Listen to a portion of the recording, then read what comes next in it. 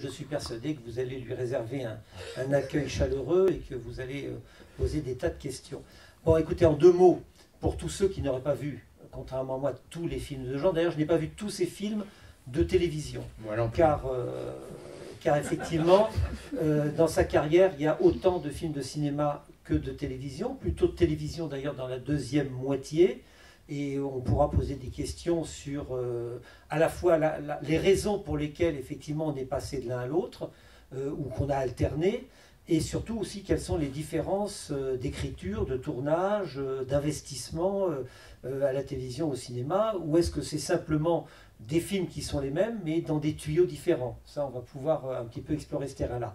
Mais, grosso modo, Jean a démarré sa carrière au début des années 70, qui étaient des années extrêmement inventives, tant sur le fond que sur la forme. On était quelques années après la révolution de 68, qui n'était pas... voilà, qui n'était pas simplement un feu de paille, mais qui a remis un certain nombre de choses en question, sur le fond comme sur la forme.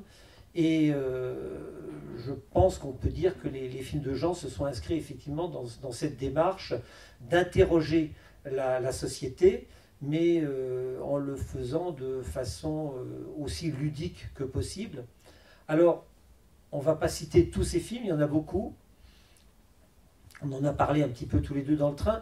J'aurais tendance à dire que il me semble que son cœur de cible, c'est des films relativement intimistes, plutôt noirs, plutôt un peu désespérés, mais avec un tel sens de l'humour et une telle bienveillance vis-à-vis de ses contemporains que ça contrebalance son pessimisme viscéral, et que, comme vous allez pouvoir le voir lorsque je lui laisserai la parole, c'est-à-dire incessamment sous peu, il est quand même très drôle, même si ses films sont parfois un peu douloureux. Et d'ailleurs, je pense que l'émotion et la comédie au cinéma confèrent Chaplin, confèrent la comédie italienne, confèrent des tas de grands cinéastes, sont des éléments très proches l'un de l'autre, et que l'un renforce en permanence l'autre. Et je pense qu'il y a ça dans les films de Jean. Alors, son plus grand succès, peut-être pas en termes de public, mais vraiment en termes de cartes, comme on dit dans le monde du cinéma, c'est Vaudeville, qui date de 1985, si ma mémoire est bonne. Ah, me demande aucune date, parce que là, j'ai la filmo là, donc Vaudeville 85, bravo. Et Jean a une formule, je vous la laisserai, je lui laisserai vous la dire, mais c'est vrai que Vaudeville lui a permis vraiment peut-être d'avoir un débouché plus grand. Sont suivis un certain nombre de films, toujours avec cette petite musique qui, à mon sens, n'appartient qu'à lui. Je trouve que quand on a vu un certain nombre de ces films, on reconnaît assez rapidement cette petite musique-là. Et voilà, avec une carrière, au final, entre les films de télévision et les films de cinéma, on arrive facilement à 30-35 films, ce qui n'est pas si mal, même si tu aurais pu en faire davantage, mais honnêtement, tout le monde n'a pas fait 30 ou 35 films. Surtout des mieux. Et avec des films, alors je vous parlais de cette veine-là, dans lequel on peut mettre Gros Guignol, dans lequel on peut mettre ce film qui s'appelle T'es heureuse, moi toujours, mais dont Jean parle en citant un autre titre qui est La Passion Lumière, mais il n'y a que lui qui a ce titre-là, donc évidemment pour communiquer, il vaut mieux avoir le titre du commerce. Avec Le Petit Curieux que certains d'entre vous ont vu, avec Tant de chiens, etc., etc. Et puis il y a des films qui sont un petit peu différents, parfois avec quelque chose de policier, mais l'un n'empêche pas l'autre. On peut aussi décrire le monde à travers le filtre policier, par exemple La Ville des Silences.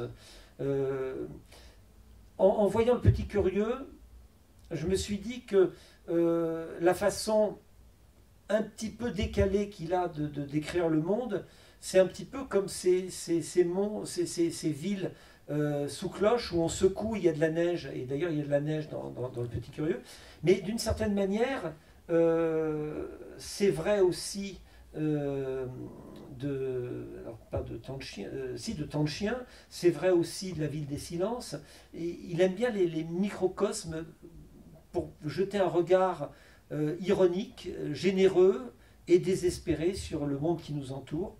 Voilà, c'est cette petite musique. Alors encore une fois, il y a des films qui vont en dehors de ça. Pétain, très très gros, grand, beau film, qui est à la fois un film de commande qu'il n'a pas produit lui-même, alors qu'il a produit la plupart de ses autres films, mais dans lequel on retrouve quand même malgré tout sa petite musique, parce qu'il y a une interaction perpétuelle entre les pages d'histoire avec un grand H et les petites histoires, celles des cuisiniers, des femmes de chambre dans cet hôtel du Parc à Vichy, sur lesquelles on peut reconnaître finalement les effets de toutes les décisions qui sont prises par l'État français, par Pétain et ses sbires dans les chambres du haut. Donc il y a cette interaction-là, et voilà, les personnages, les films de Jean sont humains, profondément humains, et de façon volontaire et je dirais même presque militante. Voilà. Contrairement à vous, j'ai pas fait d'école de cinéma. Voilà, j'ai même pas fait d'études. Donc je me suis lancé dans le cinéma comme ça parce que ça me plaisait. Ça me plaisait, c'était ce qui me sortait de mon milieu. J'étais dans un milieu, ce qu'on appelle populaire, prolétaire, et ma seule satisfaction de l'existence, c'était d'aller tous les dimanches voir des films. À deux cinémas qui existaient où j'étais, c'était le Rex et le Central. Et j'étais très très heureux à ce moment-là quand je m'asseyais dans la salle de cinéma et que le rideau où il y avait des publicités à cette époque-là sur les rideaux se levait et la lumière s'éteignait et tout d'un coup on me racontait une histoire et on me racontait quelque chose. Et donc j'ai trouvé ça formidable, j'ai trouvé que ça me sortait de mon milieu social et je suis devenu cinéphile comme ça. Et je me suis lancé dans le cinéma, voilà, difficilement, avec passion, avec acharnement, voilà. Alors j'ai commencé par faire des bandes dessinées, j'ai écrit dans quelques journaux, voilà, j'ai fait ce que j'ai pu, j'ai été vendeur d'appareils photo, j'ai fait tout ça. Et puis un jour j'ai fait, pour continuer, je vais vite. Il y a des traces de ton expérience dans les grands magasins dans votre ville. Oui, oui, absolument. Oui, oui, c'est très autobiographique, il y a beaucoup de... Et le premier film que j'ai fait, c'est Mon nom Superman, en 1969, c'était un court-métrage, et j'ai fait ça d'une façon vraiment... j'ai été voir des copains que je connaissais, etc. Et puis on a tourné, et ce film a été complètement interdit par la censure. Voilà, ça a été mon bâton de maréchal. Voilà, je me suis dit, tiens, ce jour-là, je suis vraiment un cinéaste, quoi. Si on m'interdit, c'est que je suis un cinéaste. Et après, bon, ben, j'ai continué avec acharnement, mais avec toujours une liberté, mais une liberté imposée. C'est une liberté imposée. Je n'ai pas rencontré de grands producteurs, on ne m'a jamais proposé, à part Pétain, mais ça on reviendra plus tard, mais je n'ai jamais été dans les filières du cinéma. Voilà, j'ai été un indépendant, heureux de l'être, mais contraint de l'être aussi. Voilà. Voilà. Alors maintenant, si vous avez des questions ou sur ce que vous voulez. Oui, bonjour. Voilà, bonjour. Moi je suis pas du tout étudiant en cinéma, donc je suis là en tant que curieux. Mais pour rebondir sur ce que vous dites, des professions. Et ben voilà. Pour rebondir sur ce que vous dites, je voudrais savoir si vous croyez que donc vous avez commencé votre carrière il y a plus de 40 ans. Donc, est-ce que vous croyez que maintenant c'est encore possible d'avoir une carrière dans le cinéma indépendant aujourd'hui? Ou enfin de commencer à zéro, que ce soit au point de vue technique, je pense qu'au point de vue technique c'est faisable, mais aussi au point de vue production et tout ça, est-ce que c'est possible? Alors je vais vous répondre ce qu'on m'a répondu, c'est-à-dire que quand moi j'ai débuté, je venais de la province, je suis venu à Paris et j'ai écrit à tous les cinéastes, j'ai envoyé des lettres à tous les cinéastes. Il y en a qui m'ont répondu. René m'a répondu qu'il ne pouvait pas me voir, qu'il n'avait pas le temps. Truffaut m'a répondu qu'il n'avait rien à me dire. Et il y en a 3 qui m'ont répondu, 4 qui m'ont répondu. C'était Chabrol, Melville, Lautner, et quel est le 4e? Chabrol, Lautner, Melville, Chabrol. Ouais, bon, ces 3-là m'ont répondu. Et il y en a un 4e, mais il va me revenir, c'est un trou. Et je les ai vus. Et ce qu'ils m'ont dit, Mocky, Jean-Pierre Mocky, bien entendu. Et ces 4-là m'ont dit, si on a envie de faire du cinéma, on peut le faire. C'est ce que m'ont dit Mocky surtout, et surtout Melville. Et ces 4-là m'ont suivi tout le long. Grâce à eux, j'ai pu progresser. Et ils m'ont... Aujourd'hui, oui, vous pouvez faire du cinéma. Oui, c'est très difficile. Il faut beaucoup de patience. Il faut mettre son ego des fois de côté. Il faut écouter des conneries monumentales. Mais je présume qu'un dentiste aussi, on lui pose des questions. Mais oui, c'est possible. Mais il faut vraiment être courageux. Et si j'ai une qualité, je crois que c'est celle-là. Dans votre carrière, vous êtes passé par beaucoup de genres cinématographiques, même si, bon, il y a effectivement cette petite musique, mais le policier, la comédie, le film historique. Comment est-ce qu'on se positionne, comment est-ce qu'on passe finalement d'un genre à l'autre? Comment est-ce que vous avez travaillé ce passage dans les genres différents? Ben, on s'en rend pas compte déjà. Il n'y a pas de genre différent. À chaque fois que je fais un film, je ne fais pas un genre différent. Je fais ce que je crois. Je suis un instinctif, hein, je ne suis pas un intellectuel. Hein. On peut peut-être ajouter quand même que la notion de genre est quelque chose qui t'intéresse, puisque tu as un film qui s'appelle Vaudeville, un film qui s'appelle Grand Guignol, oui, et que tu as écrit un scénario qui s'appelle Série B. C'est-à-dire qu'effectivement, tu aimes bien jouer sur la notion de genre, quitte d'ailleurs à montrer qu'elle est floue. Mais effectivement, vous parlez de films policiers. Quand j'ai débuté le cinéma, on disait toujours, quand vous débutez, il faut obligatoirement faire un film policier. Alors, et on disait toujours, s'il est réussi, on vous collera toute votre vie à faire des films policiers, et s'il est raté, on vous virera du cinéma. Donc voilà, c'était le film policier, effectivement, je viens de citer Melville, Chabrol, voilà, c'est des maîtres pour moi, voilà. Et Mocky aussi, donc, et mes autres maîtres sont Clouzot ou Duvivier, par exemple. Donc, comme vient de le dire Yves, je joue avec les gens, voilà, je joue. Effectivement, j'ai fait Vaudeville parce que, pourquoi j'ai fait Vaudeville, par exemple? J'ai fait Vaudeville parce que la première fois que j'ai été au théâtre, c'est ma grand-mère qui m'a emmené au théâtre, et j'ai vu une opérette. J'ai vu une opérette. J'ai pas eu de culture au départ, j'ai pas de culture, donc ma culture s'est faite comme ça, et j'ai vu une opérette. Et puis après, j'ai été au théâtre, et évidemment, je n'ai pas tout de suite été au TNP. Après, j'ai été au TNP de Villars. Mais au début, j'étais dans les théâtres classiques, et j'ai vu les théâtres de boulevard. Et puis après, bon, bah, évidemment, je considère la vie comme un vaudeville, ou alors comme un grand guignol. Voilà, donc après, je joue. Et on avait avec Guy Marchand, puisqu'on a fait vaudeville avec Guy Marchand et Grand Guignol avec Guy Marchand, on avait un troisième, je voulais faire un triptyque, et c'était l'opérette le troisième, et on n'est jamais arrivé à le faire véritablement.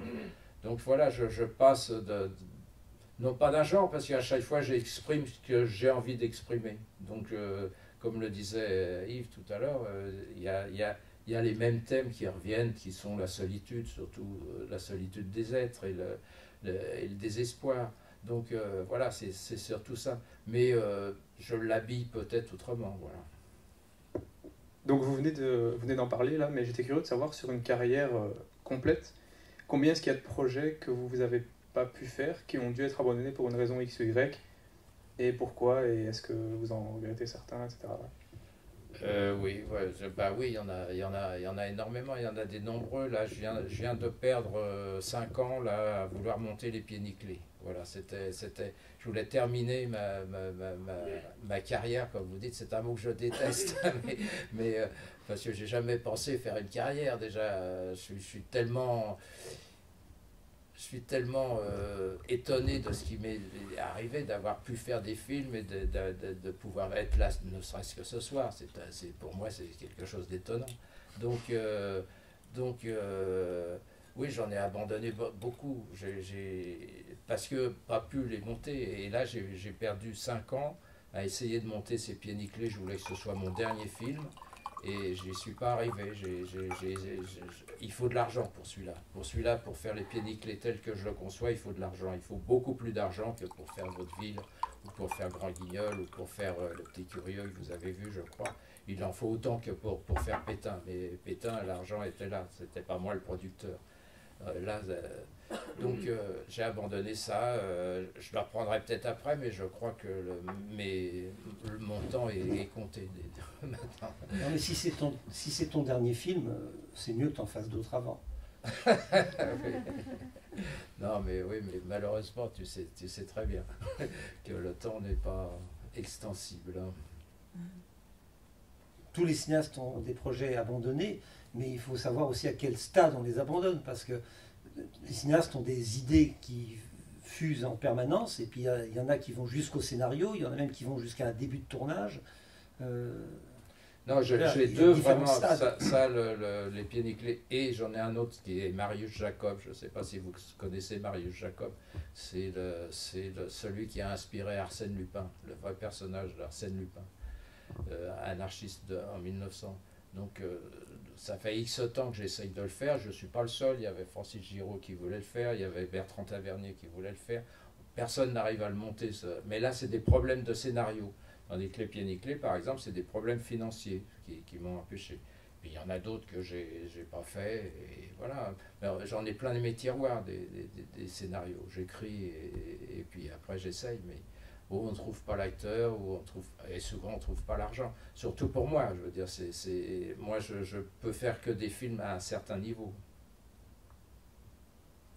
Est-ce que tous les films de cinéma sont des films que tu voulais toi au départ, et est-ce qu'à l'inverse, tous les films de télévision sont nécessairement des commandes que tu avais le droit de ne pas accepter, et que donc tu acceptais, mais qui venaient quand même de l'extérieur?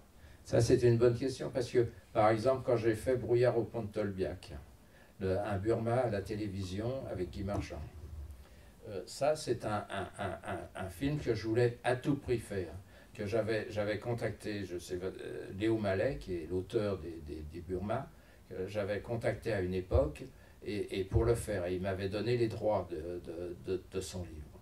Et je n'étais pas arrivé à le monter, pareil, pour des raisons financières. Et un jour, on tourne avec Guy Marchand, c'était une époque bénéfique pour moi, on tournait un film facilement, et un jour il me dit, moi je vais faire les Burma à la télé, est-ce que tu veux en faire un? Je lui dis, moi ça ne m'intéresse pas de travailler à la télé, mais il y en a un que je voudrais faire, enfin il y en a deux Burma qui sont intéressants, qui sont dans l'écriture, qui sont intéressants, c'est Brouillard au pont de Tolbiac et 120 rue de la Gare. Donc Brouillard au pont de Tolbiac, mais je sais que Mallet m'en a parlé, il ne céderait jamais les droits à la télévision. Donc Guy Marchand va voir le producteur et il me téléphone le soir, il me dit si, on a les droits. Alors je vais voir le producteur. Il me dit viens voir le producteur. Je rentre dans le bureau du producteur, le producteur formule de politesse, et il me dit bon voilà, on va faire Brouillard au pont de Tolbiac. Mais vous savez, c'est à la télévision. Donc vous allez, vous savez, le brouillard, on ne le mettra pas parce que c'est trop compliqué à faire, donc il n'y aura pas de brouillard. Le pont de Tolbiac, il est hors de question qu'on tourne sur le pont de Tolbiac. Et la première scène qui est hyper importante, la première scène se passe dans le métro, c'est trop cher le métro, donc on le fera faire dans sa voiture. Alors comme c'était une période bénéfique, donc je me lève et puis je m'en vais. Et Guy Marchand me court après, me rattrape, et après on s'est battu. On a eu le brouillard, on a eu le pont de Tolbiac et on a eu le métro. Mais je sortais de Pétain, et j'ai fait ce film derrière. En 18 jours, j'ai fait ce film. Je suis sorti beaucoup plus fatigué que de Pétain où il y avait 16 semaines de tournage. Voilà, tout ça parce qu'il y avait une production, mais il a fallu se battre comme un malade, quoi. Mais par contre, je peux dire sur ce film, et ça paraît prétentieux, mais c'est une vraie réussite. Et Léo Mallet m'a écrit une lettre après, qui est au musée Léo Mallet à Montpellier, où il est très très heureux enfin d'avoir pu voir son Burma, son véritable Burma anarchiste intégré. D'autant qu'il y avait une transposition temporelle. Oui, mais c'était très compliqué, très compliqué. Et j'ai été bien aidé dans ça parce que aussi quand je suis arrivé chez le producteur, je suis arrivé avec sous le bras la bande dessinée de Tardy. Et je lui dis, voilà, je veux une voiture comme ça, je veux un décor comme ça, je veux ça, etc. Donc voilà, c'est pour ça que je suis très copain avec Tardy.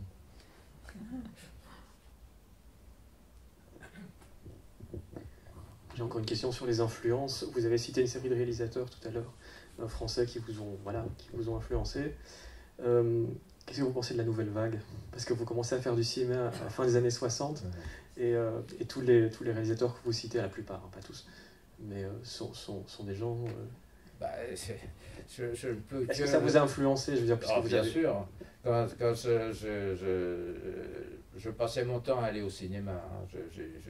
Je rentrais par les sorties, je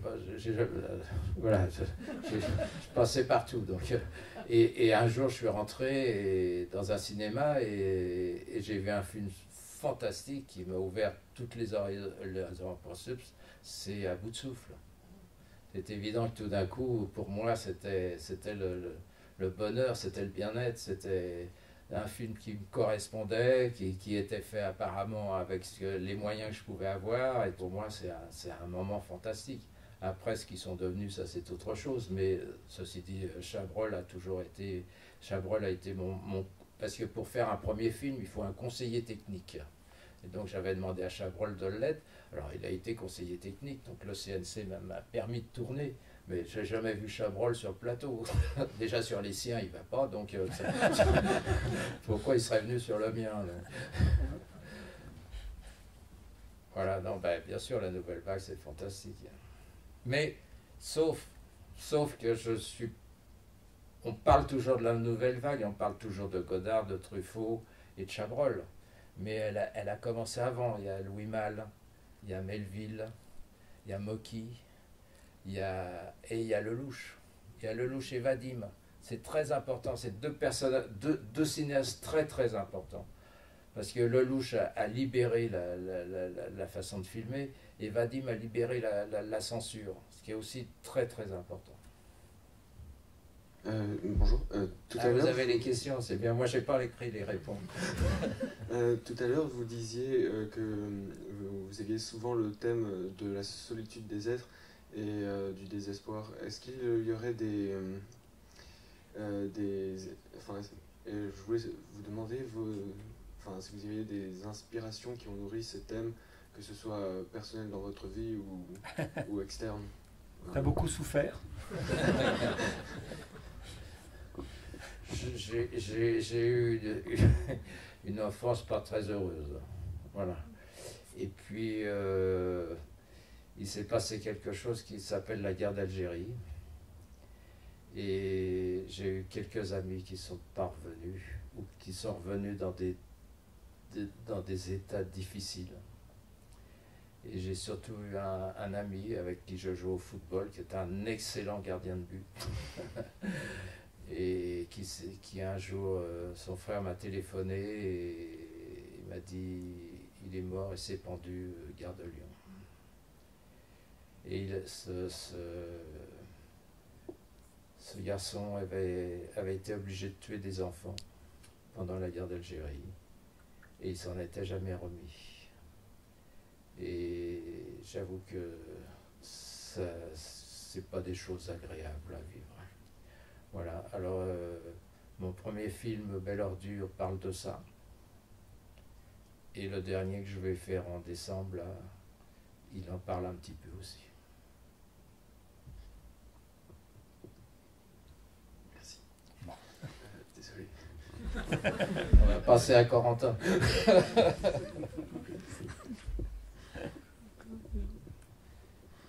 Donc j'avais encore une question, je voulais demander si c'est compliqué, vu la vitesse à laquelle notamment la technologie évolue, etc., pour tout ce qui est caméra et matériel, etc., plus technique, est-ce que c'est compliqué justement d'évoluer avec ça, avec le temps, et de continuer. Par exemple, voilà, vous venez de dire que vous allez faire un film en décembre, donc j'imagine que ça ne l'est pas trop, mais est-ce que il y a des grandes différences? Est-ce qu'il y a des moments où vous êtes, je sais pas, démoralisé ou n'importe quoi, où vous n'avez plus envie de réaliser à cause de justement cette évolution qui peut être un frein parce que vous avez été habitué à certaines choses avant ou certaines façons de travailler ou je sais pas, voilà. Non, c'est un bonheur. C'est un bonheur. Le numérique est un bonheur. C'est un bonheur. J'aurais fait, si le numérique avait existé avant, j'aurais certainement fait beaucoup plus de films. D'abord parce que c'est plus léger, c'est beaucoup plus léger. Et puis on peut faire des tas de choses. C'est extraordinaire ce qu'on peut faire. Alors, par exemple, sur Belle Ordure, mon premier film, on avait un caméflex. Donc un caméflex, ça faisait beaucoup de bruit. Donc on avait un blimp dessus. Donc on ne peut pas porter un blimp. Alors, évidemment, comme tous ceux qui se sont servis de ça, on se mettait quand même, on portait quand même le blimp, mais c'était pas pratique. Maintenant, on peut se promener. Quand j'ai fait Pardon, c'est quoi un blimp? Un blimp, c'est ce qui entoure la caméra pour pas qu'elle fasse de bruit. Ça fait quand même du bruit, mais c'est très lourd. Voilà, c'est très très lourd. Donc, quand j'ai fait Coup de sang, mon dernier long métrage, on était 6 et on avait une petite caméra. Et c'était le bonheur. On tournait dans le métro, on tournait dans le tramway. On n'a plus besoin d'avoir obligatoirement toutes les autorisations de tout. Alors, ce qui est toujours le problème, c'est le son. Parce que le son, il y a toujours cette perche qui se voit. Tandis que la petite caméra, on ne la voit pas obligatoirement. Voilà, ça. Non, c'est un bonheur. Quant au montage, alors ça, c'est extraordinaire. On peut faire du montage chez soi, tout ça. Avant, alors, bien sûr, encore une fois, c'était une chose magique. Parce qu'on touchait la pellicule. On touchait la pellicule. Et puis, on était dans une salle de montage. Dans une salle de montage avec une monteuse, avec 2 assistants. Sur Pétain, il y avait 5 salles de montage. Donc, c'est plus les mêmes rapports. C'est plus les mêmes rapports. Alors, mais c'est tellement un bonheur. Par contre, alors, ce qu'on peut remarquer, c'est que c'est plus la même conception de la mise en scène. C'est-à-dire que avant, vous veniez sur le plateau, il était évident qu'il fallait au moins que vous ayez une idée de mise en scène. Maintenant, vous pouvez arriver et vous filmer. Ce que fait par exemple Colline Serrault, j'étais avec elle il y a 4 jours, là. Elle filme tout, elle filme toutes les répétitions, elle filme tout, puis après elle est au montage, elle regarde tout, etc. Puisque ça coûte rien. Tout ça ne coûte rien. Avant, la pellicule, ça coûtait très cher. Mais on avait un rapport presque de peau à peau avec la pellicule. Voilà, ça a évolué. Moi, j'en suis très content. Par exemple, Pétain est le premier long métrage à être monté en numérique. Ça a été le premier long métrage. Bah, ça a été un bonheur. Voilà, on va beaucoup plus vite, on voit plus vite. Avant, c'était long, c'était lent et c'était des fois très fatigant. Par contre, le son, alors là, c'est l'horreur. Parce que là, c'est le contraire. Ça s'est multiplié. Avant, on mixait beaucoup plus vite. Avant, on mixait. C'est rigolo parce que sur Belle Ordure, le premier mixeur que j'ai eu, c'était le mixeur des Enfants du Paradis. Et puis, c'était des potences, je sais plus comment ça s'appelle, comme ça, rond, comme ça, ça se faisait comme ça. Puis après, j'ai eu un autre mixeur, c'était agréable parce qu'on aurait dit qu'il jouait du piano, quoi.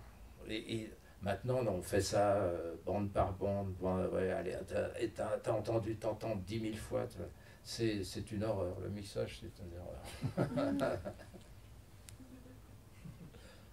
Je ne sais pas s'il y en a qui font son, mais... Alors, je vais faire l'avocat du diable. J'entends aussi quand même certains de tes petits camarades, Pascal Thomas, pour ne pas le citer, qui lui n'aime pas du tout le montage en numérique.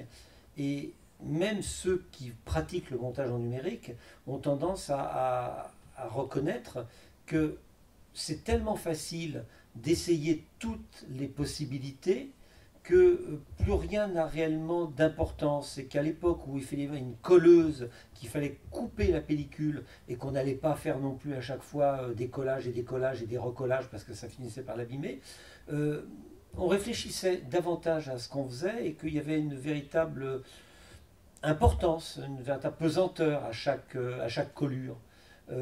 Aujourd'hui, voilà, on navigue et trop de facilité tue finalement la facilité d'une certaine manière.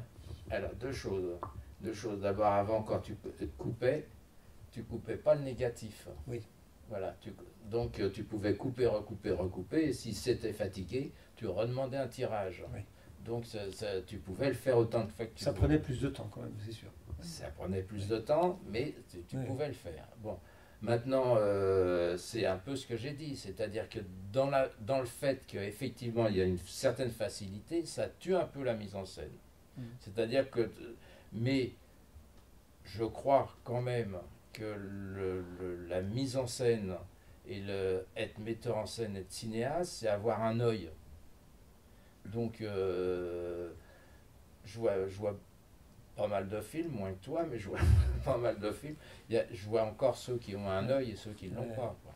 C'est plutôt pour la télévision, où effectivement, à la télévision, dans des séries, dans des choses, on voit qu'ils tournent un peu n'importe comment et qu'il n'y a pas l'œil. Et ça fait rien, c'est pas obligatoirement, entre guillemets, artistique. Alors justement, il y a des cinéastes qui ont une idée très précise de ce qu'ils veulent, qui font des storyboards, ou même s'ils n'en font pas, ils ont des images très précises dans la tête, alors que d'autres cinéastes sont plus sur le texte, sur l'intention, et que finalement, les images, ils vont les trouver le matin même lorsqu'ils arrivent sur le plateau, et qu'ils vont avoir les idées de déplacement de la caméra ou d'angle.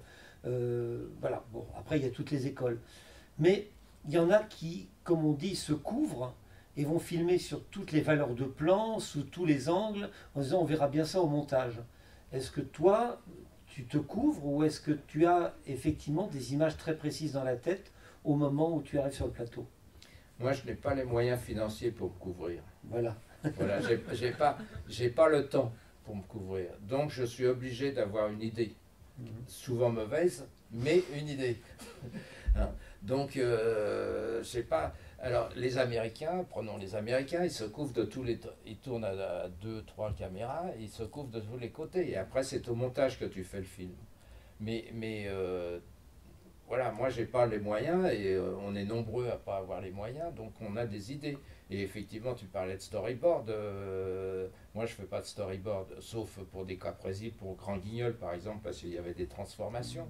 Mais je viens sur le plateau, effectivement, avec l'idée, d'abord je connais le décor, je sais, et je prépare beaucoup. Moi je prépare beaucoup, comme j'ai pas beaucoup d'argent, pas beaucoup de temps. Parce que il y a l'argent, mais il y a le temps. Le temps. Un film, c'est tous les jours, on va sur le plateau, quel qu'il soit, et il faut faire dans la journée tant de temps. Voilà, c'est comme si on faisait le Tour de France et tous les jours on a une étape et il faut avoir le maillot jaune à la fin. Donc c'est pas facile. Hein. Il y a des jours on n'est pas en forme, il y a des jours on est malade. Ou c'est pas la bonne météo, ou les acteurs sont pas là. Ou les acteurs sont de mauvaise humeur. Voilà, où il se passe quelque chose qui est voilà. Et en plus, c'est un rapport, un tournage, c'est un rapport humain. Hein. On a affaire à des techniciens, à des acteurs. C'est des gens qui ont leurs idées, Alors, faut bien les choisir, faut pas... Parce qu'il y a C'était Godard qui disait ça, il disait « Oh, quand je vais sur mes tournages, j'entends les gens qui disent « Oh, je fais le film de Godard ». Il disait « Non, c'est moi qui fais le film de Godard. » Eux, Donc, c'est très difficile. Voilà, le cinéma, c'est quelque chose de très facile. Si on peut prendre un scénariste qui va vous faire un bon scénario, on peut prendre un directeur de la photo qui va vous faire une bonne photo, un bon décorateur qui va vous faire un bon décor, des acteurs qui jouent remarquablement, un cadreur qui est formidable, un preneur de son, etc. Voilà. Bon, et vous allez faire un film, mais ce film n'aura aucun caractère particulier. Mais si vous avez une idée presque précise de ce que vous voulez, il faut l'inculquer aux autres. Et c'est là que le choix des acteurs et le choix des techniciens est hyper important. Et moi, je prends toujours des techniciens débutants pratiquement. Donc, sauf qu'ils me suivent, mais au bout d'un moment, ils deviennent importants, alors ils partent chez les autres. Donc, où ils gagnent beaucoup plus d'argent qu'avec moi. Et je les comprends. Hein, ils ont par raison. exemple, même pour les acteurs, tu avais Clovis Cornillac dans plusieurs de tes films avant qu'il soit une star. Vincent Cassel aussi. Vincent, Oui. ouais. Il renvoie pas l'ascenseur, tant pis, ça les regarde, hein. Ça les regarde, je veux dire, il y en a d'autres qui l'ont fait, il y a d'autres gens comme Galabru qui me l'a toujours renvoyé, comme Bachoun, comme autres qui me l'ont renvoyé, donc non, il y a des gens qui sont d'autres pas, chacun jugera lui-même. Alors, tu parlais des techniciens, parce que c'est vrai qu'on a beaucoup parlé du fond et de cette fameuse petite musique voilà, que je citais tout à l'heure, mais il faudrait pas... coupe, Oui, je te coupe.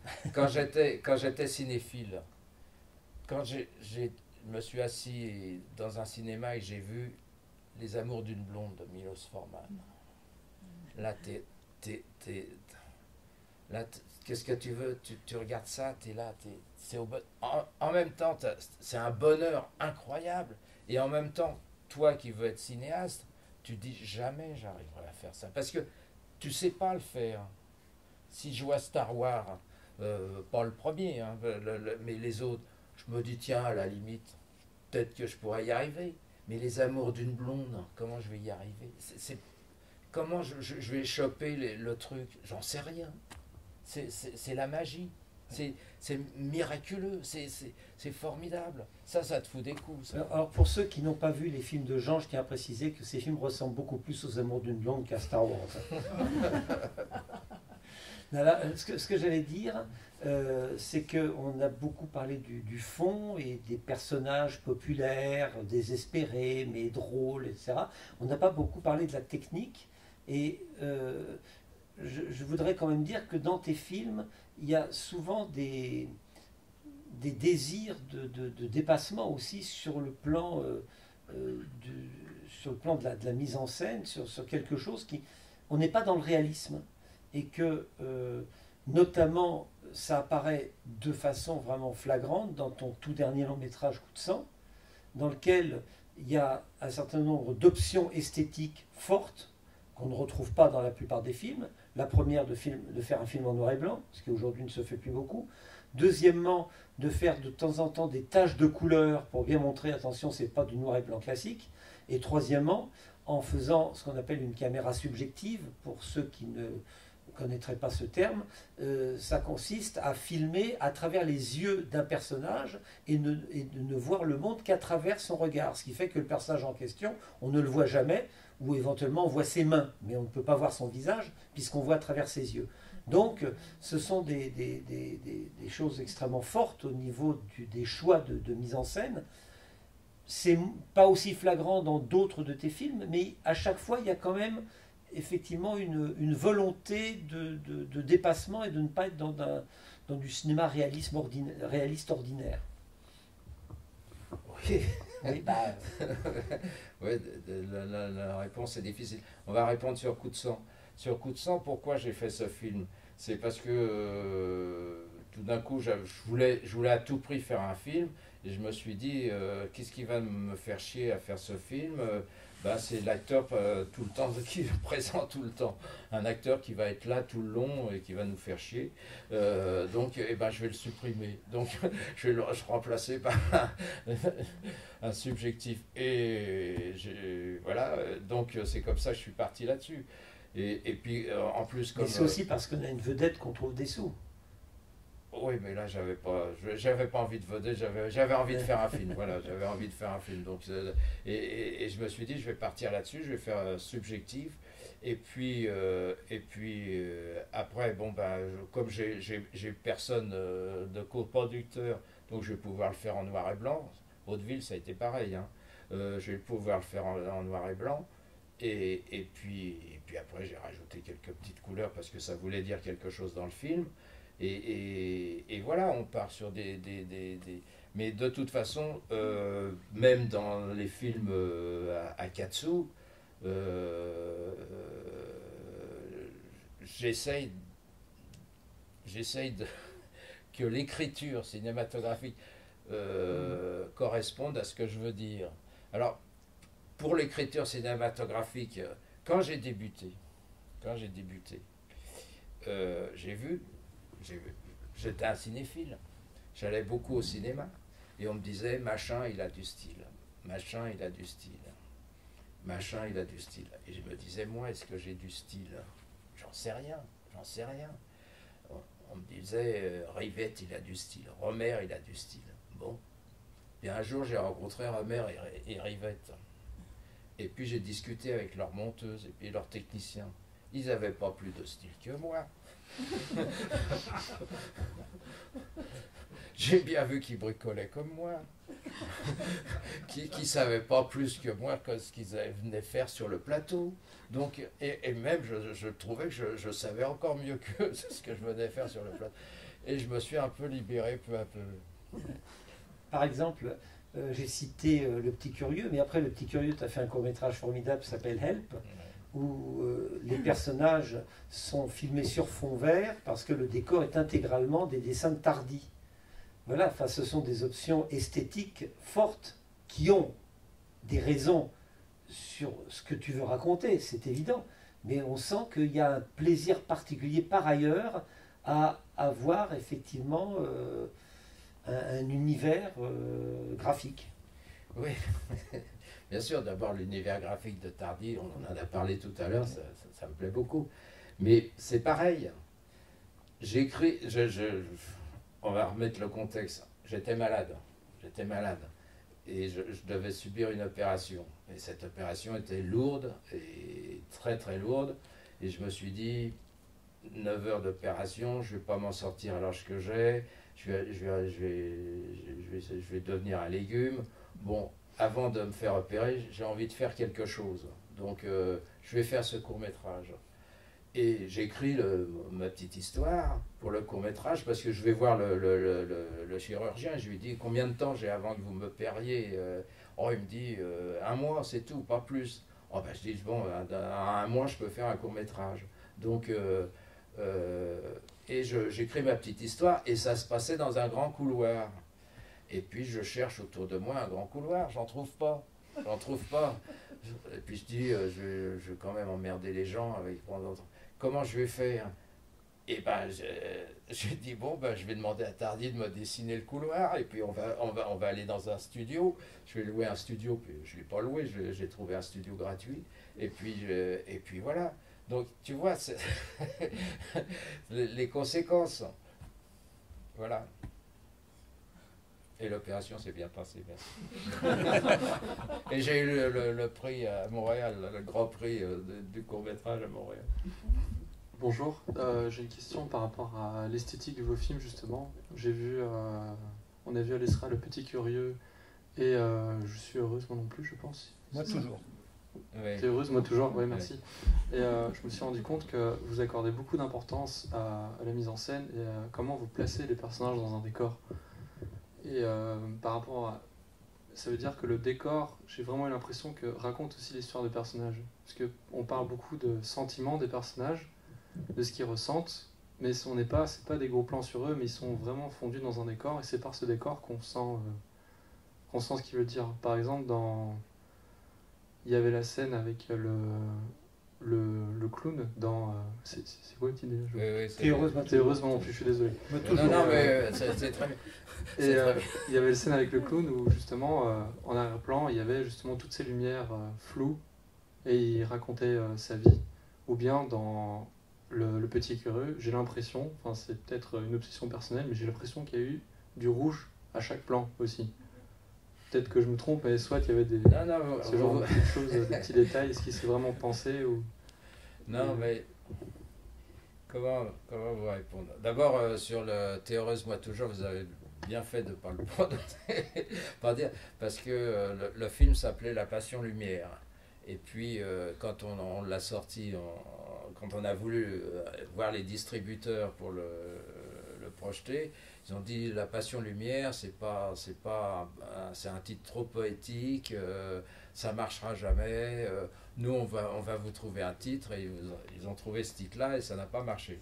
Donc, ce qui prouve qu'il ne faut jamais les écouter. Et puis ça peut induire en erreur. Oui, On peut penser que c'est plutôt dans la veine de arrête de ramer, t'attaques la falaise, ou prends ta rôle, c'est pas pointé. Absolument, j'ai honte de ce titre. Ces deux titres existent. Hein. J'ai honte de ce titre, et j'ai honte de l'affiche qui a été faite aussi, mais bon, voilà. Mais pour ce qui est oui, bah, évidemment que, par exemple, la scène de Brasseur dont vous parlez,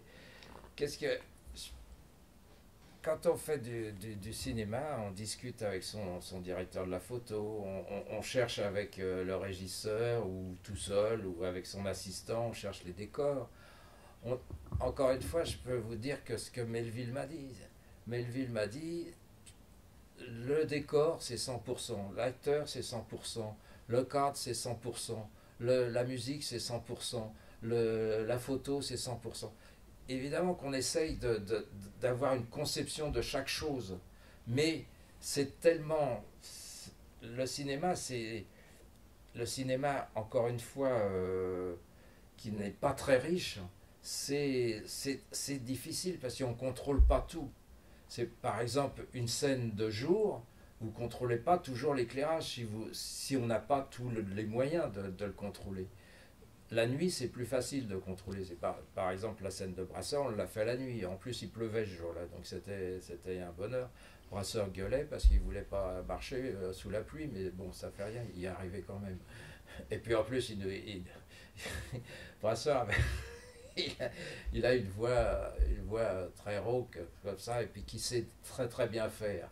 Et quand il a un travelling comme il avait là, dans ce film, il fait exprès de parler très très bas pour pouvoir le refaire en synchro.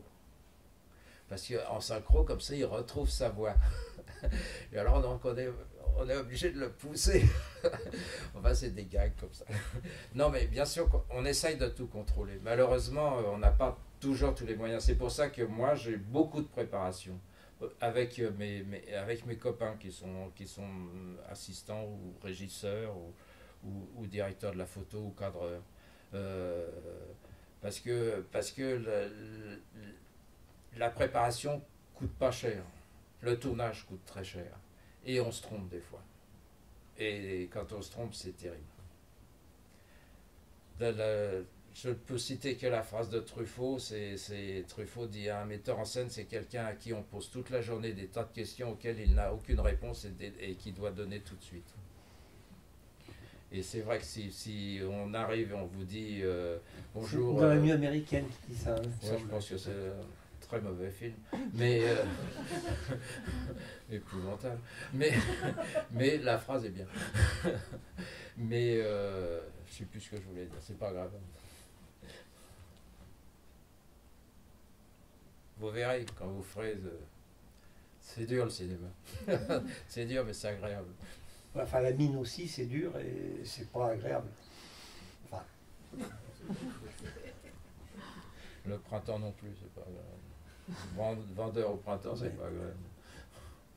Je suis un naïf, oui, je suis un naïf. Je crois toujours que les gens sont gentils et que le monde est formidable. Hein. Et que l'amour dure toujours. Non, l'amour dure toujours. Oui, mais ça. Oui, non. Voilà, je ne sais pas quoi répondre d'autre. Bonsoir. Comment vous faites pour être inspiré? D'où vous tirez votre inspiration ou... Des fois, je ne le suis pas, vous savez. Non, j'écris. Est-ce que tu prends des notes sur tout ce que tu vois, tout ce que tu entends? Non, mais j'ai encore une bonne mémoire à mon âge. Et non, mais j'ai des thèmes, et puis tout d'un coup, il y a un truc qui part, et puis je commence à écrire, et puis des fois, ça s'arrête. L'histoire de Vaudeville, par exemple. Vaudeville, ah bah ça, je vais vous raconter ça. Vaudeville, j'ai commencé à écrire cette histoire. Et puis, j'y arrivais pas. Et puis, j'ai arrêté. Et puis, ma femme m'a quitté. Ah bon? Et puis, j'ai été cocu. Ah bon? Ah bon? Et puis, bon, ben, j'ai repris mon scénario, j'ai continué, j'ai écrit, et puis elle est revenue. Et puis voilà, puis j'ai fait le film.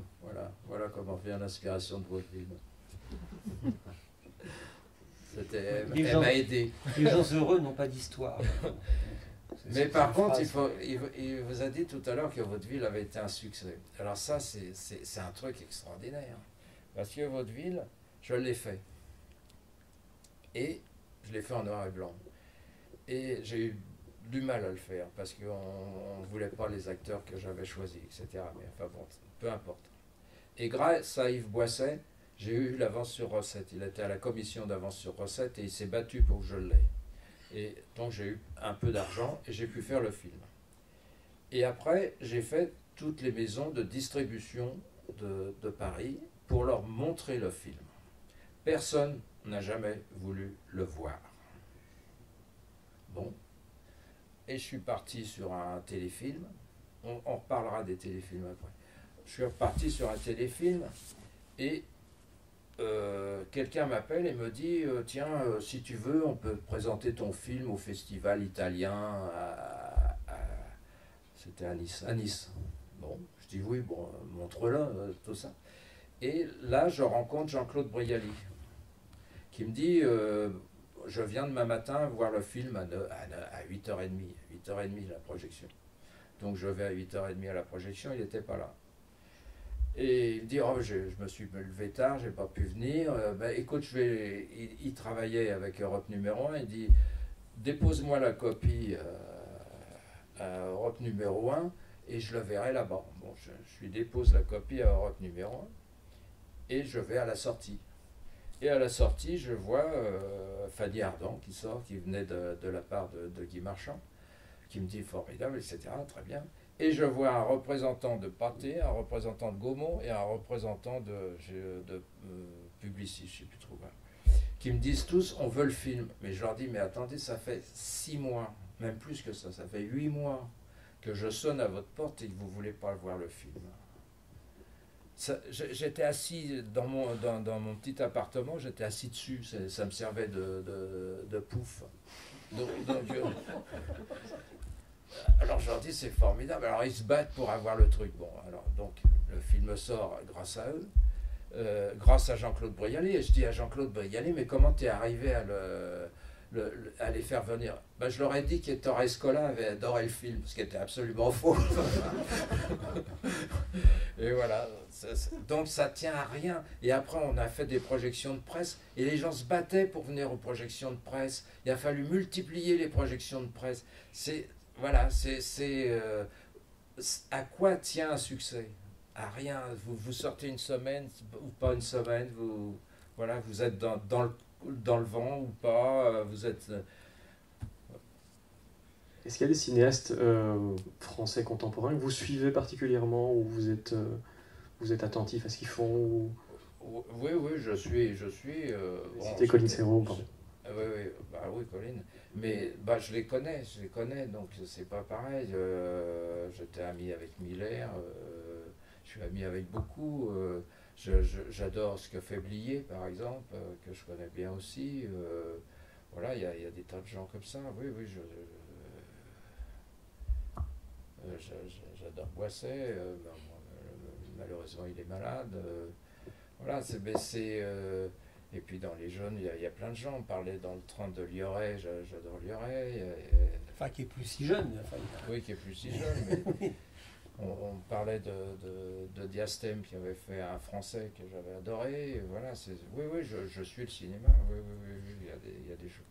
Il y a un cinéma que j'aime moins, qui est un cinéma comme Assayas ou Desplechin.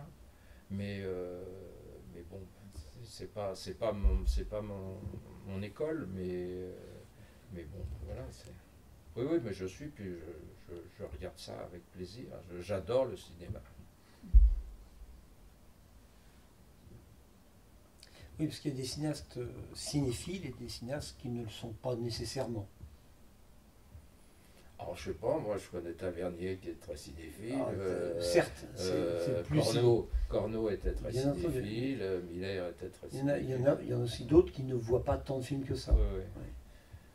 Bah, des fois, les films sont tellement bien que ça, on se dit on n'arrivera jamais à faire ça. Non, c'est pas vrai, parce que quand on voit un bon film, on est heureux.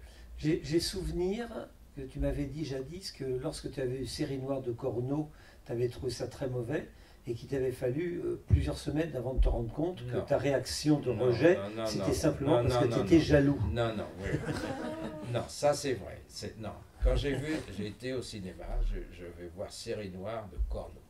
Je m'assois, j'étais avec Anne France, qui est ma compagne, celle grâce à qui j'ai fait vaudeville. Et je m'assois avec elle, et on voit Série Noire. On sort, on va prendre un pot en face, et je dis c'est très mauvais.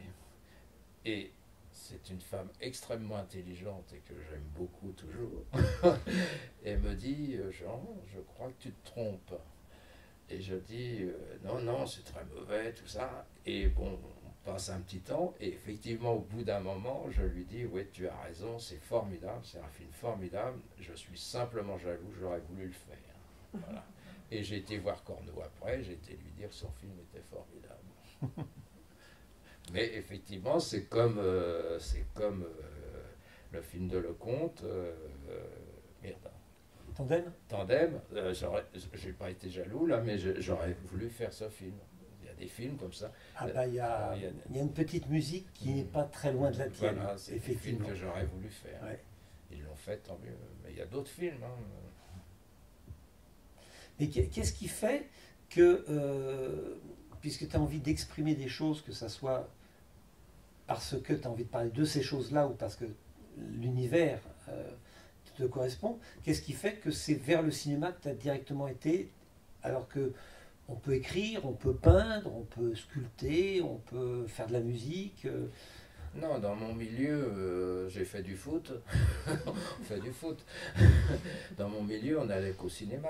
Ouais. C'est un dimanche, ma grand-mère, je te l'ai dit tout à l'heure, qui m'a amené à l'ABC sur les boulevards, voir La Route Fleurie avec Georges Guettari, Annie Cordy c'est vrai que ça, et donne Bourvil. donne envie de faire des films, c'est vrai. Non, mais ça t'ouvre, tu te dis, tiens, voilà, c'était, il y avait que le cinéma où j'étais, il y avait le Rex, et il y avait que ça qui était possible. Et puis, bon, bah, ça me sortait de mon milieu, voilà, c'est quand je vois Alan Ladd, John Wayne, Eddie Constantine, je sais pas. Alors, pour autant, tu as quand même écrit tes scénarios, tu as écrit quelques livres. Je me souviens, par exemple, dans la série Le Poulpe, j'ai lu un paquet de livres de la série du Poulpe, et je dois dire que le tien était certainement le plus ouvragé, le plus compliqué, le plus recherché au niveau du vocabulaire. Tu as un plaisir des mots qui va quand même au-delà de la simple nécessité de raconter une histoire. Ben, encore une fois, ça a une explication, ça. Bien sûr, j'adore écrire, mais faut nuancer ça. Mais, tout seul dans mon coin, le cinéma. On me dit c'est le cinéma, faut faire des études. On me dit le cinéma, c'est des gens riches qui font ça. Je me dis bon, qu'est-ce que je peux faire? Qu'est-ce que je peux faire? Le seul moyen, me semble, pour y arriver, c'est de raconter des histoires. Donc je me mets à écrire, je me mets à faire des scénarios. Et c'est pour ça que la première fois que quelqu'un m'a appelé, j'avais fait de la figuration. J'ai fait beaucoup de figuration, parce que c'était un moyen d'approcher aussi le milieu cinématographique. Et je faisais de la figuration sur Paris Brûle-t-il. D'ailleurs, la deuxième équipe, c'était Yves Boisset qui était. Et là, je rencontre des gens. J'essaye de faire un court-métrage sur le truc, puis je me fais virer par Reichenbach. Bon, mais là, je rencontre quelqu'un qui me dit ah bah t'as envie d'écrire, écris-moi. Et j'écris le scénario des Enfants de la Chance. Il voulait faire les Enfants de la Chance de Joseph Kessel. Et j'ai la chance de rencontrer Joseph Kessel, qui lit et qui dit ah ouais, c'est bien tout ça. Bon, il n'est pas arrivé à le faire. Et je me suis dit l'écriture c'est une possibilité. Et quand j'ai rencontré Lautner, par exemple, il voulait que je travaille, mais c'est Audiard qui m'a viré. Il m'a viré, il était jaloux, il m'a viré. Et comme Audiard, tu pouvais pas. Et pourtant, Dieu sait que j'avais de l'admiration pour lui. Mais c'est vrai que. Enfin, Audiard a déserté le cinéma de Lautner à partir d'une certaine période. Et, bah oui, mais moi j'étais parti ailleurs. Ah oui. J'étais parti. Voilà, et c'est vrai que c'est grâce à Prévert, c'est grâce à Janson, à Spack, qui tu veux, qui sont des scénaristes. Et au départ, je voulais être scénariste, et puis comme j'y arrivais pas non plus, ben, je me suis dit, je vais me lancer, et puis voilà. Si on parlait un petit peu de la façon dont tu travailles avec les acteurs, alors on dit souvent que la direction d'acteurs, c'est énormément le choix des acteurs, et que si on les choisit, on sait pourquoi, et qu'après on peut leur laisser une grande part de liberté parce que justement on a pris un tel plutôt que Tartampion, et c'est pas par hasard. Maintenant, il y a aussi quand même une façon de travailler avec eux sur le plateau. Il y a des acteurs qui ne sont pas faciles, il y a des acteurs qui sont excellents à la première prise, moins bons à la deuxième, et à qui il ne faut surtout pas demander une troisième, et il y en a d'autres qui, peut-être parce qu'ils ont fait du théâtre, ne s'échauffent que peu à peu, comme il y a d'autres qui vont jouer exactement la même chose, quel que soit leur propre état d'âme. Tout ça, il faut pouvoir non pas le contrôler, mais au moins savoir exactement sur quel terrain on avance pour pouvoir obtenir le résultat que l'on désire obtenir. Alors ça s'apprend sur le tas. Il faut avoir des trésors de psychologie, des trésors de diplomatie. Ou est-ce que finalement on est dans un tel désir commun que finalement toutes les barrières tombent d'elles-mêmes? Non, d'abord, ça dépend comment on considère les acteurs. Moi, je considère que c'est des gens, c'est grâce à eux que je fais des films. Hein. Donc, je considère que c'est des êtres humains. Donc, c'est pas des objets qu'on dépose. Voilà. Donc, il faut les écouter. Donc, il faut être à l'écoute de ces gens-là. Alors, tu l'as dit, il y a par exemple, prenons Belle Ordure, il y avait Brasseur. C'est lui qui m'a tout appris sur les acteurs. Parce qu'on devait faire le film et on n'avait pas les sous. Alors bon, mais j'allais très souvent chez lui. En plus, je jouais le samedi et le dimanche. Le samedi avec les Polymusclés, avec Belmondo et toute la clique, et Brasseur. Et le dimanche, je jouais avec lui aussi dans un autre club. Foot. Et ça, ce soir, il y a les Belges. et la semaine, on travaillait, parce qu'il aimait bien travailler les dialogues, pourquoi on faisait ci, pour ça, les motivations. Donc on travaillait. Et il avait comme coach un monsieur qui s'appelait Andreas Foutsinas, qui avait une école où il y avait Delphine Seyrig, où il y avait Samy Frey, où il y avait, je ne sais plus qui, hein, Bulogier. Donc j'ai été, pendant toute la préparation, enfin l'attente d'argent de concrétiser, j'ai été dans cette école et j'écoutais ce qu'on disait sur les acteurs, etc. Voilà. Donc après, j'écoute ce que me dit l'acteur et je connais les acteurs qui sont bons au premier jet, les acteurs qui sont pas bons au second. Moi, j'ai pas la possibilité de faire 50 prises. Donc, ni le désir, peut-être. Ni le désir, non, parce que je m'emmerde. Alors, le pire sur un plateau, c'est quand je m'emmerde. Alors là, moi, j'aime bien ne pas m'emmerder. Hein. Donc, je tourne vite, je tourne précis et je tourne avec plaisir. Et avec les autres, avec mes techniciens et avec jamais oublier les techniciens. Parce que c'est très important. Et avec les... Non, la direction d'acteur, je vais te dire ce que m'avait dit Melville, c'est-à-dire, effectivement, c'est le choix. Le premier choix. Soit tu choisis quelqu'un parce qu'il correspond exactement au personnage, soit ou parce qu'il est exactement le contraire. Bon, moi, j'ai toujours privilégié les acteurs dits comiques ou de musical. Parce que je trouve qu'un acteur comique, si tu lui fais jouer un rôle dramatique, il y a un long chemin. Tandis que si c'est un acteur dramatique et qui joue tout de suite dramatique, le chemin est très court. Voilà. C'est pour ça que, par exemple, dans Monsieur Balbos, qui est le premier rôle dramatique de Galabru. Avant le juge et l'assassin. C'est Tavernier a vu oui, oui. Mais ça, il oublie de le dire. Mais bon, ça.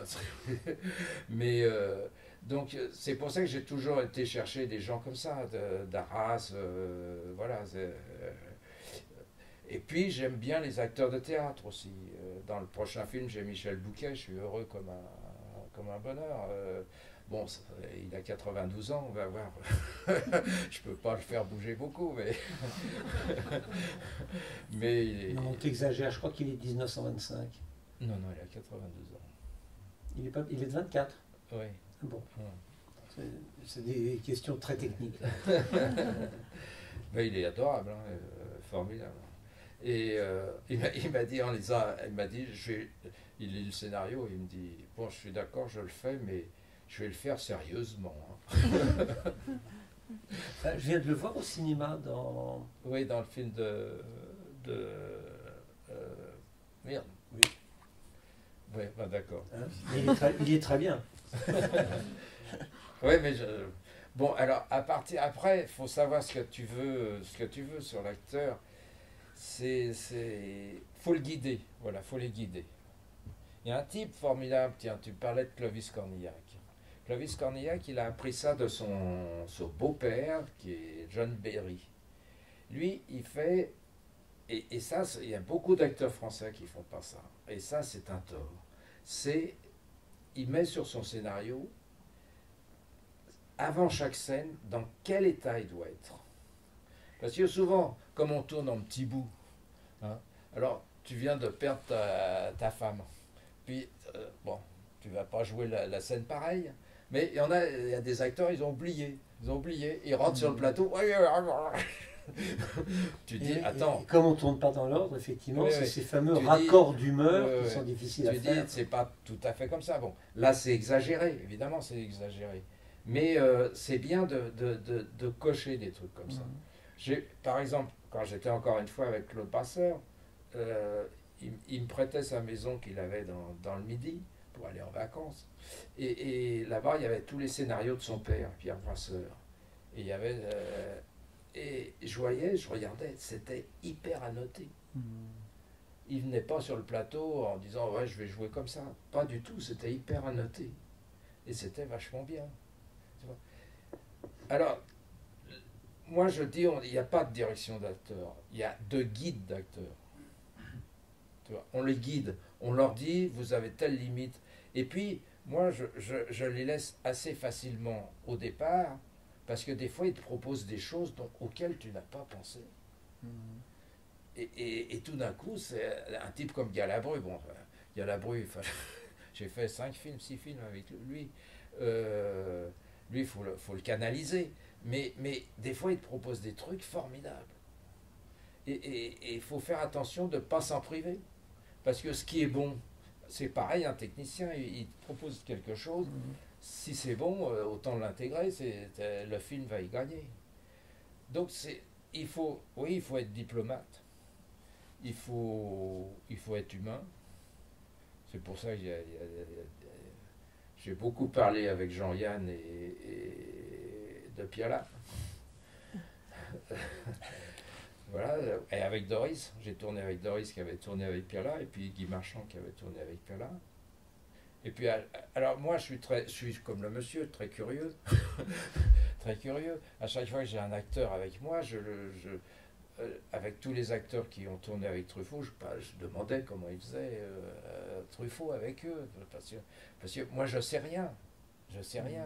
Donc, je demande à chacun comment... on se retrouve des fois, on ne sait pas. On sait pas, c'est terrible. On a des grands trous, il y a des vides intersidéraux. Dans un après-midi, tout d'un coup, il y a un vide. On se retrouve tout seul. On a tout le monde qui s'agite autour de toi et tu es tout seul. Tu te dis, je rentre chez moi. Qu'est-ce que je fais là? Qu'est-ce que je fais Pourquoi là, je suis venu? Et puis bon, J'étais pas obligé. c'est très fatigant. Mais comme tu l'as dit, dans les mines aussi. Donc vous avez expliqué au début que vous êtes autodidacte, en tout cas pour le métier de cinéaste. Pour l'écriture, vous avez commencé à écrire très, très tôt aussi, hein, vos scénarios. Comment est-ce qu'on acquiert ce sens du scénario, je veux dire la dramaturgie? C'est venu d'où? Simplement de votre cinéphilie? Ou est-ce que... Moi je viens d'une école de cinéma, donc là on apprend les règles de l'écriture, et puis on apprend à les transgresser. Mais vous les avez transgressées tout de suite. Donc... L'apprentissage du scénario, il y a des gens qui vous diraient en voyant mes films que je ne l'ai jamais appris. Mais oui, je crois pas aux règles. Voilà, je crois qu'aux règles qu'on s'impose. Donc, effectivement, j'ai été beaucoup... Mon école de cinéma, c'est d'être assis dans une salle de cinéma. J'ai vu des centaines, je ne sais plus combien. Voilà, c'est ça. Et puis voilà. Et puis après, c'est l'instinct. Alors cet instinct vous fait tromper, puis vous fait gagner des fois. Maintenant les règles, c'est vrai qu'il y a des tas de bouquins sur comment écrire un scénario. Et je les ai pas tous lus, j'en ai lu quelques-uns. Et alors, moi, je suis pas cinéaste, mais ça me fait un peu flipper parce qu'on a l'impression qu'il y a un modèle, qu'il va y avoir un climax à tel endroit, que là on aura l'impression que tout est foutu, et puis ça remontera à tel endroit, et que si on ne suit pas cette ligne-là, ce qui fait qu'il y a tellement de films, c'est vrai que j'en vois beaucoup et que je suis un peu habitué, mais il y a tellement de films où j'ai l'impression qu'au bout de 5 minutes, je sais exactement quelle va être la forme de la relation entre les deux héros qu'on nous aura présentés dans les 5 premières minutes, que je m'emmerde. Et qu'est-ce que j'aime les films qui, au contraire, même quand ils ne sont pas toujours réussis, parce qu'il y a d'autres critères évidemment, on n'a pas d'avance sur les personnages, et en fait on découvre ce qui va leur arriver en même temps qu'eux, et on est surpris en même temps qu'eux, et c'est drôlement rafraîchissant. Et donc les règles, c'est bien quand il n'y en a pas trop. Non, mais on en avait dit tout à l'heure qu'on parlerait des téléfilms. Il avait parlé des téléfilms. Pourquoi j'ai fait beaucoup de téléfilms? C'est d'abord parce que je pouvais renvoyer l'ascenseur à mes comédiens que je ne payais pas beaucoup. Donc quand on me commandait un téléfilm, je prenais les comédiens qui avaient joué avec moi. Pareil pour les techniciens. En plus, ça me faisait de l'argent, parce que moi, je ne gagne pas d'argent sur mes films. Donc voilà, c'était la nécessité. Encore une fois, c'est la nécessité. Il y a la nécessité qui est importante et qui est une notion incroyable. Et dans ces téléfilms, en plus, j'apprenais des tas de choses, parce que je tentais des fois sur des téléfilms, comme je m'en foutais des fois, des trucs incroyables. J'avais commencé une série, et il m'en parlait dans le train, des habillés fatales, c'est ça, des habillés fatales. J'ai tout fait sur ce téléfilm, et après quand je l'ai présenté à la chaîne, ça devait être le numéro 1, ils l'ont mis en 16e position. C'était Canal, non? Hein? C'était pas Canal? Non, c'était pas Canal, c'était la 3. D'accord. La 3, la Canal, c'était là aussi j'ai tout fait sur... C'était la femme des autres. Là, j'ai tout changé. J'ai tout changé au montage, en plus. Alors là, j'apprends. Donc, mon école, elle s'est faite là. Et en plus, c'était bénéfique pour moi, parce qu'encore une fois, l'acteur que j'avais mal payé ou pas payé, je le faisais payer là, et le technicien pareil. Et on apprend au montage. J'ai toujours eu une qualité que j'ai toujours eue, c'est un sens du montage. Je ne sais pas d'où ça vient, comment c'est venu, mais c'est un sens du montage. J'aime bien que... Voilà, ça c'est très... Bon, je suis marié avec une monteuse, la dame qui m'a fait faire vaudeville, mais je suis toujours... Hein. Mais voilà, Et le montage, c'est important, c'est un moment très important, c'est là que se fait le film. Je poserais volontiers quelques questions sur Pétain, qui est quand même un film à part. D'abord parce que c'est pas toi qui l'as produit. Ensuite parce que je crois me souvenir que le projet qui émanait donc de Kersner, producteur du film, avait circulé entre les mains d'un certain nombre de cinéastes, dont Alain Corneau, et qui ne l'avaient pas pris parce qu'ils avaient vraiment peur de rendre Pétain sympathique en le faisant jouer par un comédien de chair et d'os. C'est vrai que là, pour une fois, c'était des enjeux qui te dépassaient un peu, parce que là, ce sont des pages d'histoire, et c'est d'une certaine façon l'histoire de la France, et avec des choses, y compris contemporaines, qui nous touchent.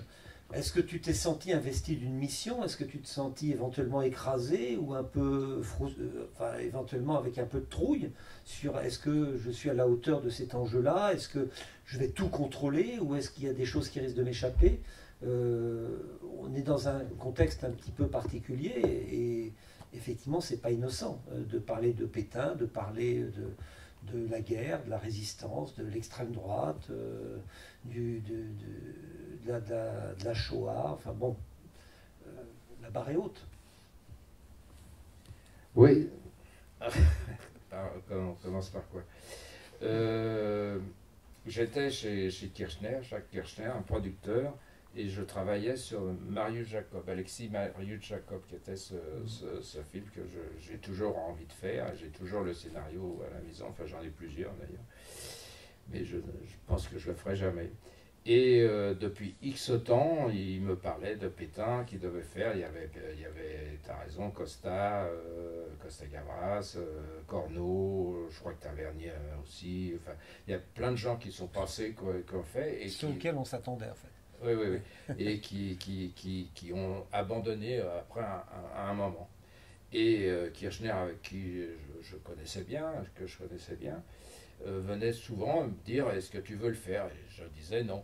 Non, je fais Marius Jacob, anarchiste, ça me convient plus.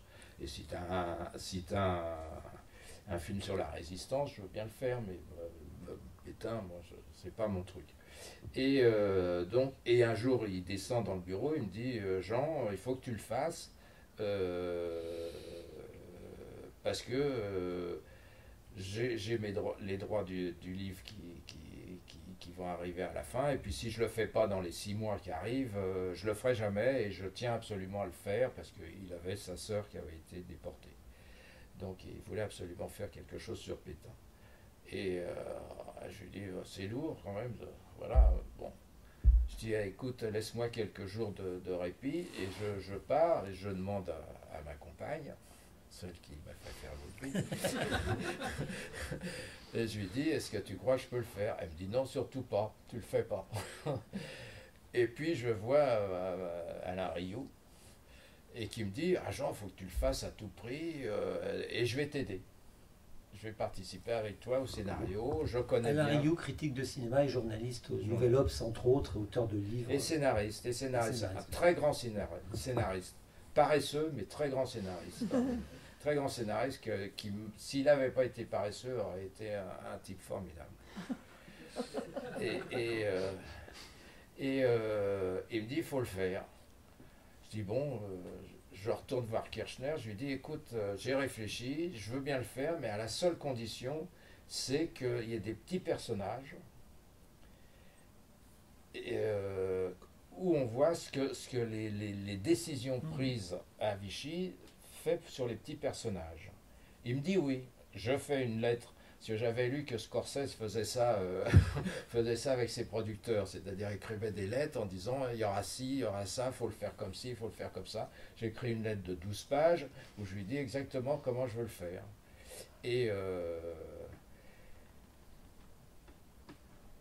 donc il dit oui à la lettre, je l'ai toujours, hein, parce que ça s'est mal passé après. Et me voilà embarqué. Alors, bien sûr que j'avais peur. Bien sûr que je me suis pris pour un premier de la classe, ce que je ne suis pas. C'était pas à moi de faire ça. Je savais en faisant ça que j'allais prendre des coups, évidemment. parce que tout le monde sait ce qui est Pétain, qui est tout ça. Moi, j'avais, petit avantage, j'avais été secrétaire de Roger Stéphane. Bon, Roger Stéphane, c'est un homme de télévision et aussi un écrivain.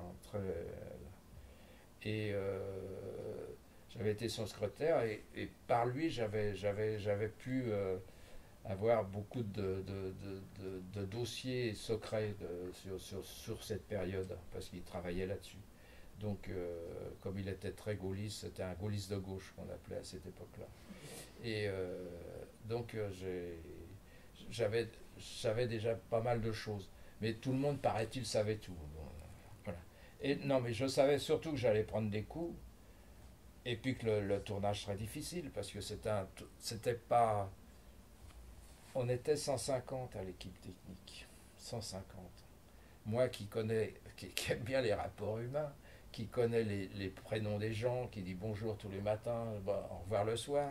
Là, je ne peux pas dire bonjour et au revoir et connaître les prénoms de tous les gens. Et c'était la course.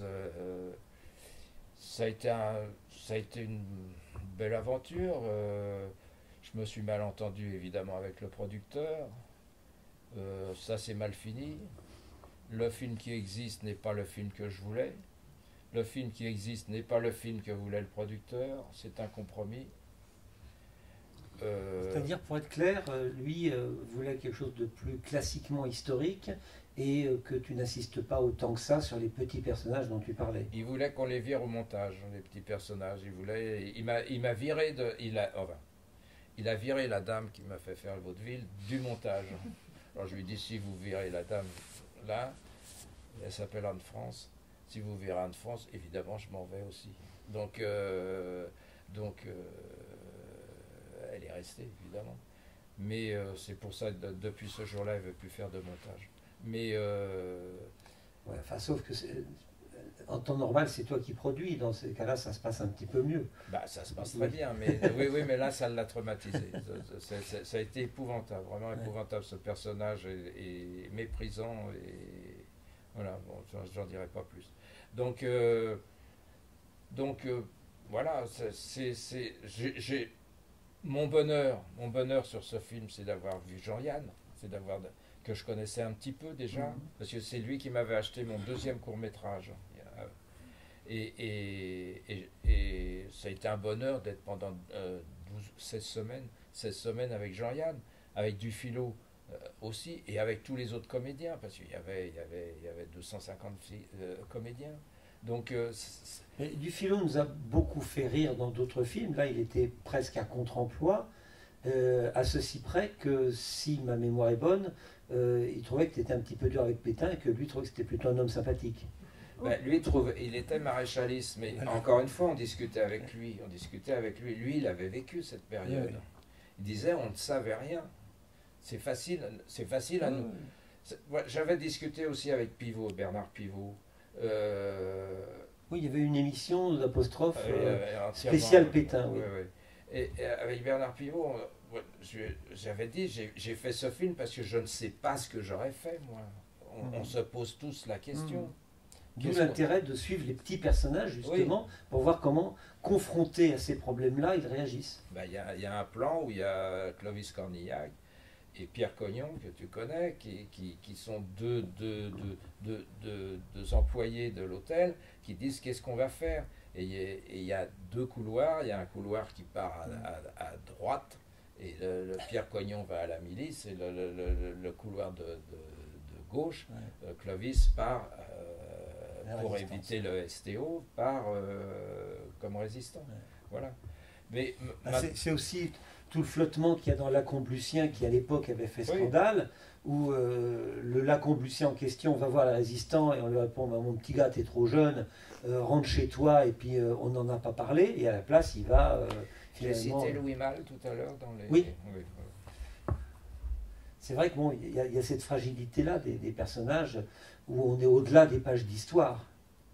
Mais... Non, et puis de toute façon, moi j'ai lu beaucoup pour faire ce truc, ce film, et il y a une description de Vichy les décombres de Rebattet, on ne peut pas faire pire.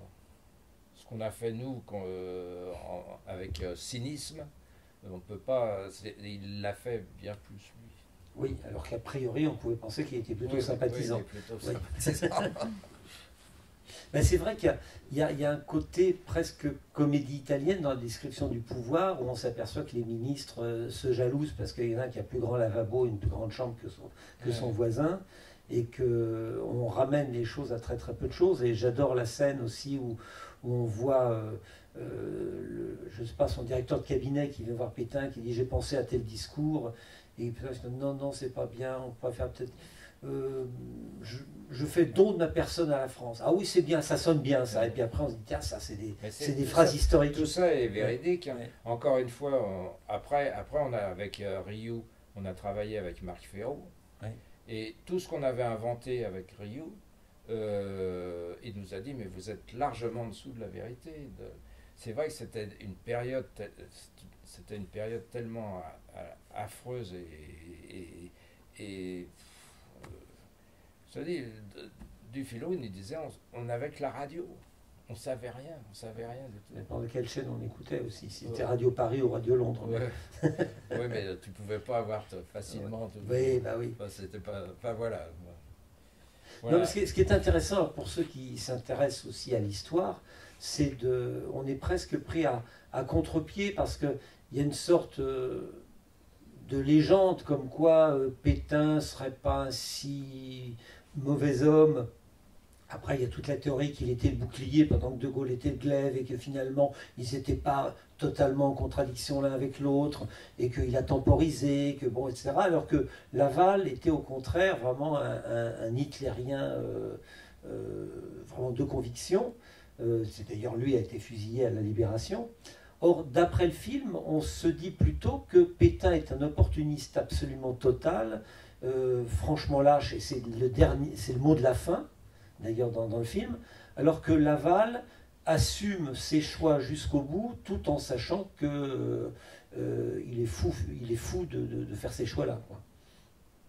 Oui, mais ça, invite Marc Ferraud, il te répondra mieux que moi, hein. Je ne suis pas historien. Non, ce qu'on m'a reproché, et j'y tiens, c'est d'avoir fait de Marc Ferraud, c'est d'avoir fait de Pétain et de Laval des personnages humains. Oui. Et pour moi, c'est important, parce que c'est pas les humains qui font, c'est le système. Voilà, parce que si un monstre, il est monstre, bon, on change de trottoir. Voilà. Donc c'est le système qui fait. Comment se fait-il que des milliers de gens puissent se mettre derrière quelqu'un comme ça? C'est donc qu'il y a un système qui ne fonctionne pas. Ah bah, c'est clair que dans un monde normalement humain, un mec comme Hitler qui dit il faut tuer tous les juifs, on dit ah bah ce brave garçon est quand même complètement frappadingue, éventuellement on lui met une camisole de force et on le met dans un endroit hospitalier. Le problème c'est qu'après il y a des millions de gens qui sont derrière en disant il a raison. C'est là où effectivement on se dit quelque chose qui cloche. Ouais. Non mais c'est ça qu'on m'a reproché. Mais bon. Ouais. Il y a des scènes formidables parce que effectivement on a des images d'Épinal et on les retrouve dans le quotidien et la scène au cours de laquelle ils font le ministère, enfin le choix des ministres en déplaçant les salières et les pots de moutarde sur la table, c'est tout à fait formidable. Ben ça c'est Alain Rioux et moi, scénaristes. Oui. Non mais je suis malgré tout fier de ce film, oui. Parce que, ne serait-ce que parce qu'il y a le premier conseil des ministres, où il y a l'opposition justement Laval et Pétain, et que ça, on peut le voir nulle part. Et tout est exact, hein. Faut pas oublier que tout est exact. Parce que tout est dans le rapport de force, c'est un rapport de force fluctuant, changeant, voilà, tout dans le film. Et n'oublions pas par exemple qu'effectivement que Laval a quand même été viré par Pétain dès la fin de l'année 1940 jusqu'à début 42, avant d'être imposé par les Allemands, et Pétain le reprend en grande pompe. Mais voilà, c'était pas simple entre les deux. Mais vaudeville est plus autobiographique. Certainement. Certainement. Quoique il y ait des relations de couple dans Pétain, Oui, oui. que la femme de chambre épouse le cuisinier. Oui. Avant, c'était avant. Et je voulais savoir si vous avez participé à la... Parce que je pense que vous avez fait une trentaine de films, mais je pense qu'il n'y en a que 7 ou 8 qui seront projetés devant la rétrospective. Bah, faites une manif et réclamez les autres. Non, mais est-ce que vous avez participé à la sélection des films? Non. Non, ben voilà, c'est déjà une réponse rapide. Et donc je sais pas quel... oui, donc vous savez même pas quels films sont projetés. Est-ce que vous pouvez un peu en parler? Est-ce que vous pouvez nous conseiller les films? Vous allez évidemment, vous allez dire qu'il faut tous les voir. Non, absolument pas. Non, pas comme ça. Non. Alors, Mais je sais qu'il y a ce soir, il y a Vaudeville, et puis le reste de la semaine, je sais pas. Incontournable, incontournable. Oui, mais pour les autres, à part Vaudeville, je peux si vous vous dire pouvez ceux que j'aime. nous en parler. Voilà, moi, ceux que j'aime, moi, j'adore voir l'éléphant, mais vous ne l'avez pas. Si, on passe. On le montre. Ah, vous le montrez? Oui. Ah, bah, je suis content. Je suis content. J'adore le petit curieux. On ne l'a pas.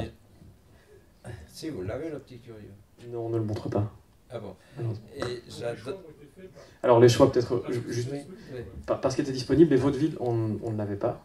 Mais comme Jean Marbeuf voulait absolument le montrer, on l'a demandé à la Cinémathèque française. Et j'adore... Qu'est-ce que j'adore? Vaudeville. Vaudeville, oui. Mais voilà. C'est les trois que Voir j'aime. l'éléphant, il y aura Pétain aussi, il y aura Corentin et... Bah, Corentin, moi je déteste. Non, alors là, il a tort. Maintenant, c'est un film périphérique, effectivement, dans lequel... Alors, deux mots quand même sur Corentin, ça se passe au XVIIe siècle, et c'est une comédie vacharde sur une règle de l'époque que l'on connaît peu, c'était du congrès. Voilà, l'épreuve du congrès, où effectivement, pour permettre le divorce d'un couple, il fallait que la femme prouve que l'homme n'y arrivait pas, mais il fallait que ça se fasse en public devant les juges. Ce qui est quand même, à mon avis, une bonne façon de ne pas y arriver. Hein, quand il y a quand même effectivement un certain nombre de types comme ça, tout autour, en disant alors. Bon, donc, et cette épreuve du congrès, effectivement, existait à l'époque. Et donc, Jean en a fait une comédie grinçante qui, à mon sens, a quand même un certain nombre de qualités, même si ce n'est pas son plus beau film, et son film, en tout cas, le plus au cœur de ce qu'il est profondément. Mais entre le voir et vaut mieux voir d'autres films, mais entre le voir et ne pas le voir, voyez-le. Mais pourquoi est-ce que vous le détestez? Vous n'avez pas forcé à le faire Non, on m'a pas forcé à le faire. Non, personne. En plus, vous faites sur l'épreuve du congrès, par exemple, on a reçu très rapidement une lettre nous disant qu'aucune église ne nous était ouverte et que si on voulait tourner dans une église, on n'aurait pas le droit. Déjà, ça le dope. Donc, non, j'ai pas. C'est de ma faute. C'est de ma faute. Je ne l'ai pas réussi complètement parce que c'est de ma faute. Comme on sait que je suis grinçant, que je pense certaines choses, etc. J'ai dit tiens là, je vais essayer d'être un peu plus souple, un peu plus comédie. Voilà. Quand il dit que c'est grinçant, c'est peut-être grinçant, mais ça ne l'est pas assez. J'aurais pu faire plus. Voilà. Rien que la tronche des juges, il n'y a même pas besoin qu'ils parlent. On est mort de rire. Il y a une très belle photo d'un opérateur, Jean Rosenbaum, très belle photo. Les acteurs sont magnifiques, les décors sont très réussis. Là, je produisais et c'était un film au-dessus de mes moyens, très lourd. Mais c'est un très bon souvenir, mais c'est pas. Il y a des ratés et en plus. Alors là aussi, je me suis disputé après avec mon coproducteur. On a fait un petit compromis. Il y a 2 séquences qui n'existent pas dans le film et que j'aurais bien voulu voir. Voilà, j'ai des regrets sur ce film. Voilà, j'ai des regrets. Sur tous les films, j'ai des regrets. Mais là, j'ai des regrets précis et qui auraient amélioré. En plus, le personnage principal, ça devait être Boringer. Richard Boringer. Qui a fait Dame Galante à la place. Hein? Qui a fait Dame Galante, pour rester dans le contexte. Oui, oui, non, mais il l'a pas fait à la place. Non, pas Et, à la place. et il est tellement chiant que je l'ai viré, quoi. À quelques jours du tournage, je l'ai viré, quoi. Il m'a trop emmerdé. Et donc quoi. Patrick Chenet a remplacé. Non, non, c'est Roland Giraud. Roland Giraud, pardon. Roland Giraud. Et vraiment, il était trop chiant, quoi. C'était pas possible. Il emmerdait tout le monde. Qui m'emmerde moi, je veux bien, mais la costumière, les assistants, non, c'est pas. Et puis, bon, c'est un personnage épouvantable. Voilà. Malgré toute la bonne nomie qu'il essaye de donner à la télévision. Ce sera le mot de la fin. Voilà, je voulais encore remercier Yves Alliand et Jean Marbeuf pour cette Merci belle à rencontre. vous. Et puis je vous invite évidemment à venir voir ces films.